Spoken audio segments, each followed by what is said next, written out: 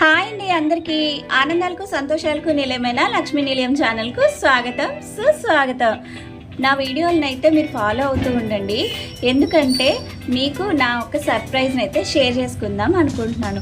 అందుకోసం మీరు నా సర్ప్రైజ్ని చూడడం కోసం మీరు నా వీడియోని ఫాలో అవుతూ ఉండండి. అలాగే ఒక సస్పెన్స్ కూడా మీకు ఉంటుంది. అది కూడా ఏంటో మీరు తెలుసుకోవాలనుకుంటున్నారా? మరి తెలుసుకోవాలనుకుంటే నా వీడియోలను అయితే ఫాలో అవుతూ ఉండండి.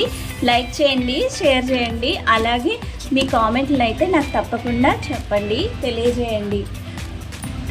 సో ముందుగా అయితే అందరికీ హరిప్రబోధిని ఏకాదశి శుభాకాంక్షలు. ముందుగా ఏకాదశి అంటే ఏంటో తెలుసుకుందామా? మరి ఏకాదశి అంటే 11 అని అర్థం. 11 అంటే మనలో ఉండే 5 జ్ఞానేంద్రియాలు, 5 పంచేంద్రియాలు, 1 బుద్ధి. ఈ జ్ఞానేంద్రియాలను, పంచేంద్రియాలను, బుద్ధిని కలగలిపి విష్ణువు పాదాల చెంత ఉంచి ఉపవాసం చేసి స్వయం పాకము, శాలిగ్రామము, దీపదానము చేసి ద్వాదశి నాడు లక్ష్మీనారాయణ కృపకు పాత్రులమై ఉపవాస దీక్షను ఉపసంహరిస్తే వైకుంఠ ప్రాప్తి కలుగుతుంది అని చెప్తారు. సో అందరికీ కూడా వన్స్ అగైన్ హరిప్రబోధిని ఏకాదశి శుభాకాంక్షలు. బాయ్ అండి అందరికీ.